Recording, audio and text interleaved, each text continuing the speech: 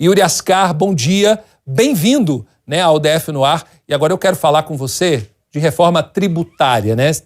Reforma tributária que passou ali na votação do Senado, e eu queria que você me dissesse aí quais são as atualizações. Parece que tem, não basta passar pelo Senado, né? A gente sabe que tem os próximos passos, ida para a Câmara. Como é que está sendo isso? Misture tudo num caldeirão e resuma para quem está nos assistindo. Bom dia, Alessandro. Bom dia a todos que acompanham o DF no Ar. Não sei tudo não, mas andei pesquisando um pouquinho sobre a reforma tributária. Vou tentar explicar aí para os nossos telespectadores, né? Simplificando ao máximo. É uma vitória a gente ter uma reforma tributária que é discutida há mais de 40 anos, viu, Alessandro? Por que é uma vitória esse texto ter passado ontem no Senado Federal? Porque existe hoje no Brasil o que os próprios políticos, durante essa discussão da reforma tributária, que foi aprovada primeiro na Câmara e agora no Senado, eles já apelidaram de um manicômio tributário. É muito imposto, ninguém entende que imposto tem que pagar, qual imposto não tem que pagar, e as empresas, para produzirem, para investirem no país, gastam muito dinheiro com a parte tributária, para entender os impostos, entender como se paga, e também muita coisa acaba judicializada, acaba que o Supremo Tribunal Federal é quem dá a última palavra sobre que imposto a empresa deve ou não pagar. Então gera uma insegurança jurídica muito grande também. Tudo isso está sendo aí adaptado, discutido, né, levado em consideração nessa reforma tributária que vai simplificar alguns impostos, reduzindo os impostos da União, os impostos de estados e municípios e fazendo uma única legislação para todos eles. O texto do Senado foi modificado, os senadores alteraram o texto base que já havia sido aprovado pela Câmara dos Deputados, então o texto agora volta para a análise da Câmara.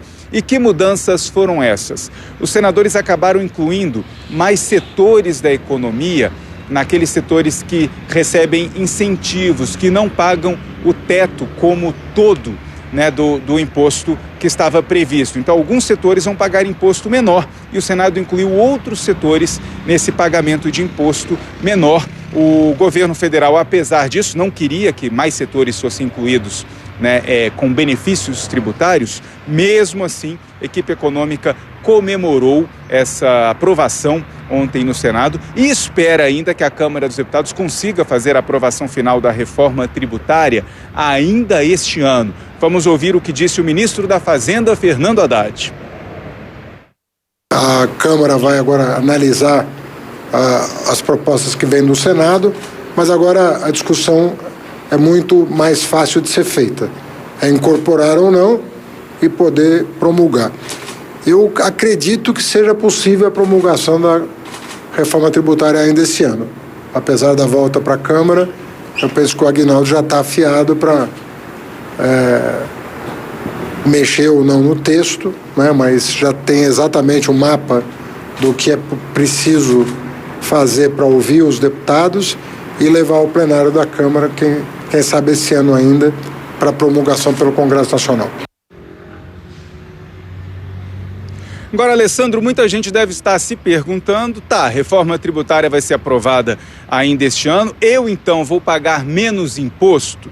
Não, não vai. Não há uma expectativa de redução da chamada carga tributária com a reforma tributária. Vai ser apenas uma questão de deixar os impostos mais justos, mais simplificada nessa cobrança. Então a expectativa é que aumente a arrecadação, porque o governo vai conseguir fiscalizar melhor e cobrar melhor os impostos de todos os setores. Mas quais são os benefícios? Em geral, para todos os brasileiros, a gente pode dizer que acaba aquele imposto em cascata, em várias etapas da produção de um bem de consumo. Então, esse bem de consumo pode sim ficar mais barato para o consumidor.